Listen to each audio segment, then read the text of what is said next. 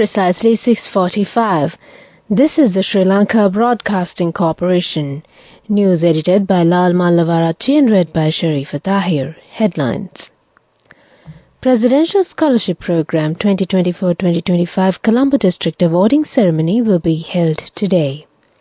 Indian Foreign Minister will arrive in Sri Lanka tomorrow. Electricity tariff revision is to be announced by July 15th. The internship program for Ayurveda graduates resumes. Special security programs underway to ensure the safety of religious and cultural events for this year's Poson Festival. Foreign news: Putin arrives in North Korea ahead of talks with Kim Jong-un. Sports news: ICC Men's T20 World Cup, the Super 8 round begins today. Local news in detail. Recipients of scholarships under the Presidential Scholarship Program 2024-2025 in the Colombo District will be awarded with scholarships today. This will be held at a ceremony to be held at Temple Trees under the patronage of President Ranil Wickremesinghe. The Presidential Scholarship Program 2024-2025 was initiated to ensure unhindered access to education to students who have excelled in academics and co-curricular pursuits but are facing economic challenges. Recipients who qualified for the Presidential Scholarship Program will receive 6,000 rupees per month for a period of 24 months. Furthermore, as part of the Presidential Scholarship Program's initiative to extend scholarships to 100,000 students from grades 1 to 11, those who qualify are to receive their scholarships along with an outstanding payment in the coming days. The External Affairs Minister of India, Dr. S. Jaishankar, will arrive in Sri Lanka on an official visit tomorrow, the Ministry of Foreign Affairs said. During a recent meeting with President Ranil Wickremesinghe in India, Dr. Jaishankar addressed the swift resumption of development projects initiated in Sri Lanka with Indian investments which had been halted midway. He will oversee the progress of these activities and expedite the commencement of development projects funded by Indian investments. Minister Jaishankar has also noted plans for an industrial zone in Trincomalee to be established by the Indian government, which will attract numerous Indian investors and potentially investors from other countries as well. The Public Utilities Commission of Sri Lanka says that the Commission will announce its second electricity tariff revision on the 15th of July. The Commission, in a release yesterday, said that the Commission will announce the final tariff decision on 15th July after completion of public consultation. The Commission has decided to seek public opinion regarding the revision of second electricity tariffs proposed by Ceylon Electricity Board for 2024 as per the Electricity Act No. 20 of 2009. The electricity tariff proposal submitted to the Public Utilities Commission of Sri Lanka by the Ceylon Electricity Board is being reviewed, and the related consultation document can be accessed via the website www.pucsl.gov.lk, the Commission said. This is the Sri Lanka Broadcasting Corporation giving you the news. Continuing with more stories here at home, State Minister Sisira Jayakudi announces that the halted internship training for Ayurveda graduates, which was delayed due to the ongoing crisis, has recommenced. He highlights that the internship program offers a monthly payment of 67,500 rupees. The government has allocated 320 million rupees for this initiative. State Minister Jayakudi further states that the ministry has achieved a significant progress at present. Previously, due to various crises, the internship training for graduates of Ayurveda from universities was delayed. However, internship training for 207 graduates of Ayurveda, Siddha and Unani medicine commenced in early June with a monthly payment of 67,500 rupees. Additionally, training for another 153 graduates will begin by August.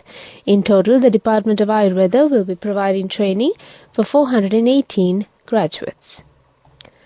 The Director General of the Department of Wildlife Conservation, Chandana Surya Bandara, said that a census of wild elephants will be carried out this year.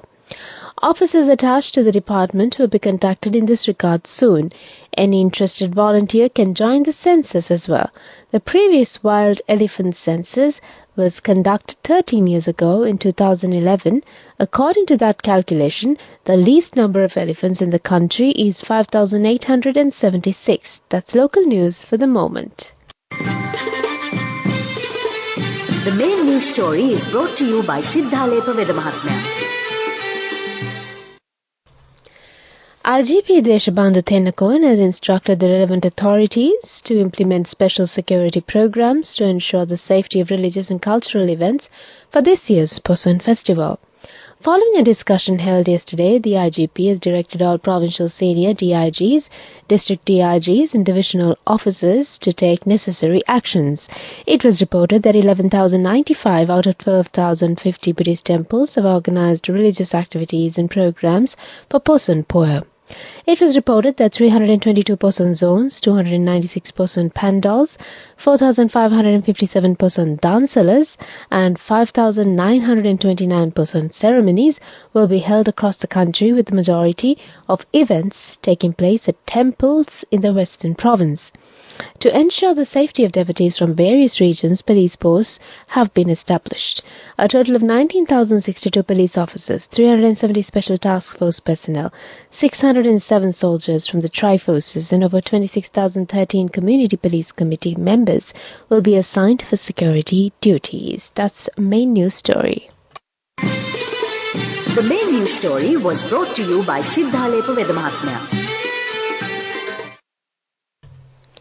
And on Watchlight, Anuradhapura District Secretary JUN Sundari requests the Poson pilgrims to be vigilant when bathing in reservoirs and tanks during the Poson season. Sri Lanka police have deployed lifeguards and volunteer lifeguards near rivers, reservoirs in Anuradhapura, Polonnaruwa and Dambulla during Poson season. The pilgrims are asked to be cautious regarding the signs and notice boards being displayed near the bathing areas and to observe the advice of lifeguards. Coming up, World News.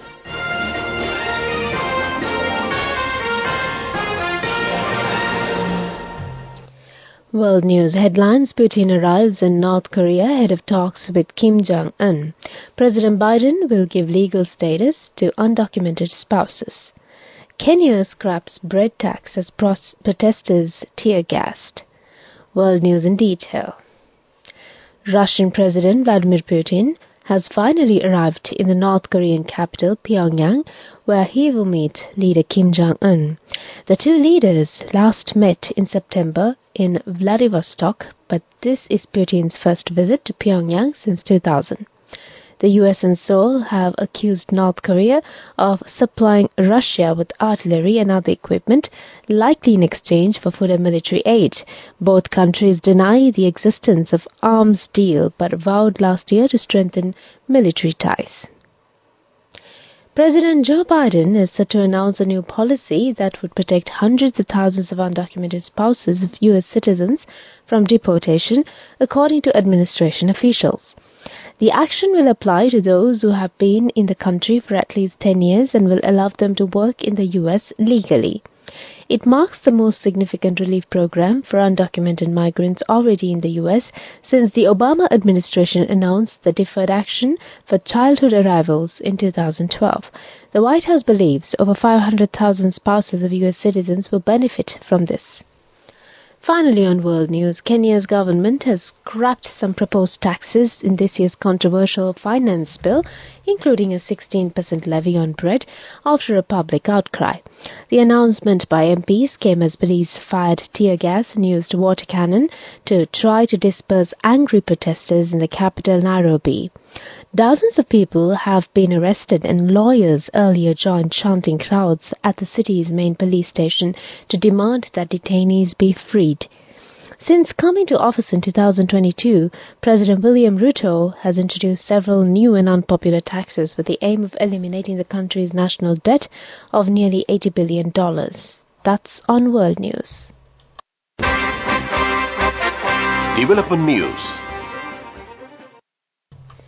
The Peradeniya University's veterinary medicine faculty has jointly started tests to find out the possibility of producing nutritious food, including cheese from donkeys' milk and medicine for skin diseases. Senior Professor Dr. Asoka Dangola said that 3 male and 3 female donkeys and a foal have been brought from Mannar to the Peradeniya University's veterinary medicine faculty for this research. He also said that it is mentioned in history that beauties like Cleopatra used donkey milk to improve their beauty, and that they are planning to contact the medicine faculty of state universities to conduct tests regarding the possibility of preparing ointments and creams using this milk. Moving on with sports news. In the ICC Men's T20 World Cup, the Super 8 round will begin today and end on the 25th of June. The 8 teams that qualified for this phase have now been finalized. Bangladesh was the last team to qualify after their victory over Nepal. The first group consists of India, Australia, Bangladesh and Afghanistan, while the second group consists of the USA, England, the West Indies and South Africa. The first Super 8 match will be played between the USA and South Africa today. India will take on Afghanistan in their first match tomorrow. All the matches will be played in the West Indies. The top 2 teams from each group will qualify for the semi-finals. The teams have to play 3 matches in the Super 8 and need 2 wins to reach the semi-finals. The semi-final will be a knockout. The losing team will end their journey, while the winning team will reach the final, which will be played in Barbados on the 29th of June. Go ekak thiyana youth eකට life එකේ change එකට නියමෙට set වෙන්න as වහගෙන දැකපු හින හැබැ කරන්න youth එකට නියමෙට set වෙන friendship එක මෙන්න. The all-new NSB Ithru Mithru account, NSB IAM, a plan for your dream. Business News, sponsored by National Savings Bank, the safest place for your money. The Ceylon Chamber of Commerce, CCC, has signed an agreement with the Southern Gujarat Chamber of Commerce and Industry, SGCCI, to increase trade cooperation between India and Sri Lanka. The MOU was signed by Chief Executive Officer of the CCC and the President of the SGCCI in the presence of the Consul General for Sri Lanka in Mumbai, India. Business News, sponsored by National Savings Bank, the safest place for your money. Go ekak thiyana youth එකට life එකේ change එකට නියමෙට set වෙන්න as වහගෙන දැකපු හින හැබැ කරන්න youth එකට නියමෙට set වෙන friendship එක මෙන්න. The all-new NSB Ithru Mithru account, NSB IAM, a plan for your dream. And on economic news, Sri Lanka's textile and apparel industry is the largest export sector of the country, with export revenue of over $4.5 billion in 2023, which is 42% of the total merchandise exports. The main export markets for Sri Lankan apparel products are USA, UK and EU. Compared to the export statistics of 2022, it has shown a 19% drop in apparel exports in 2023. Apparel export contribution to Sri Lanka GDP is 7%. Weather report. The prevailing rainy condition in the southwestern part of the island is expected to be somewhat enhanced in the next few days from today. Showers will occur at times in the western Sabargamuwa, northwestern provinces and in the Kandy, Norelia, Galle and Mathura districts. Fairly heavy showers above 75 mm are likely at some places in western and Sabargamuwa provinces. Showers or thunder showers may occur at a few places in the Uva province and in the Ampara and Batiklo districts in the evening or night. Strong winds of about 40 to 50 km per hour can be expected at times over the western slopes of the Central Hills, northern, north-central and northwestern provinces and in Trincomalee, Hambantota and Monaragala districts. That's the weather update. Before we conclude the bulletin of news, back to the headlines. Presidential Scholarship Program 2024-2025 Colombo District Awarding Ceremony will be held today. Indian Foreign Minister will arrive in Sri Lanka tomorrow. Electricity tariff revision to be announced on 15th July. The internship program for Ayurveda graduates resumes. Special security programs are underway to ensure the safety of religious and cultural events for this year's Poson Festival.